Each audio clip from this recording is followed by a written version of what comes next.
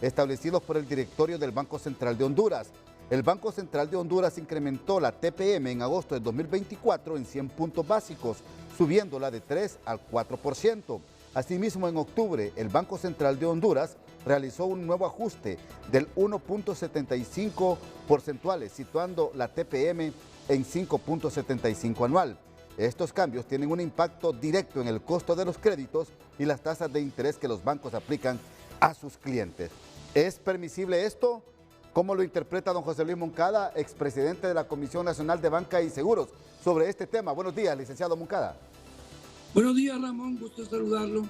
Mire, a mí me llama la atención que las decisiones o las malas decisiones del gobierno de la República en política económica y monetaria ahora la quieren trasladar la culpa al sistema bancario. Desde septiembre de 2023, cuando el gobierno firmó el acuerdo con el Fondo Monetario, el Fondo Monetario recomienda al gobierno incrementar la tasa de política monetaria para controlar la inflación, cosa que desde 2022 se debió haber hecho como todos los países del mundo después del COVID. Sí. El gobierno no lo hizo y en forma consecuente entre agosto y octubre de este año ha incrementado ha llegado a 5.75 la tasa de política monetaria. Indiscutiblemente esto tiene un efecto en la banca que tiene que resultar de una medición técnica y que va a afectar tanto a los depositantes como a los que obtienen crédito. Yo creo que esta medida tuvo que haber hecho gradualmente como lo hizo Estados Unidos, México, Colombia, del punto 25 de los puntos porcentuales o 25 puntos porcentuales cada trimestre y analizando el comportamiento de la inflación, no de un solo como lo hizo el gobierno de Honduras y estamos en estas consecuencias. Yo realmente creo, por otro lado, que la Comisión de Banco y Seguros tiene una ley que limita en cierta medida su intervención.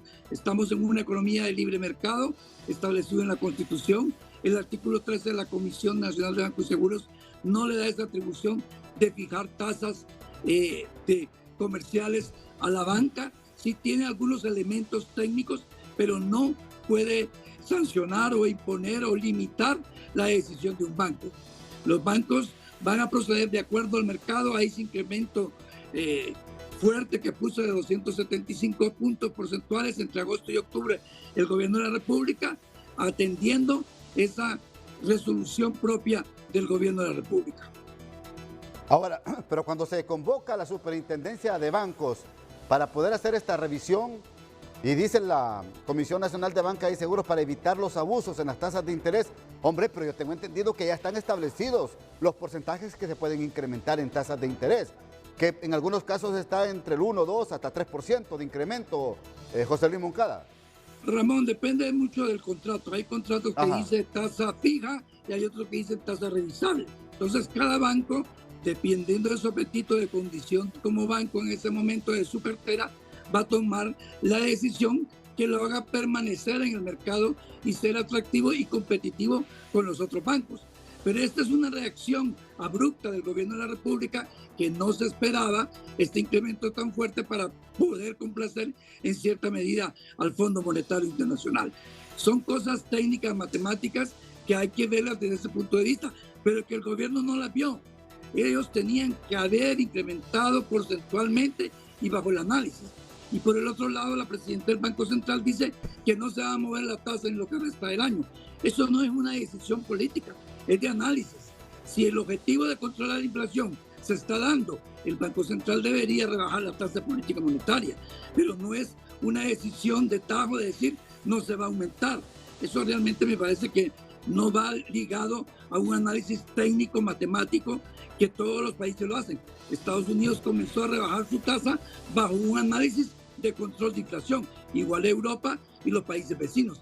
Pero ellos hicieron esto en forma ordenada, planificada, estructurada desde 2022, cosa que el gobierno de Honduras no quiso hacer a pesar de las recomendaciones que yo las di públicamente, el Fondo Monetario y otros economistas lo hicieron. Ahora quieren trasladar la culpa a los bancos de un efecto abrupto que decidió el gabinete de gobierno. Bueno, perfecto. Gracias, José Luis Moncada, muy amable por darnos su reacción a esta hora de la mañana aquí en TN5 Matutino sobre este tema.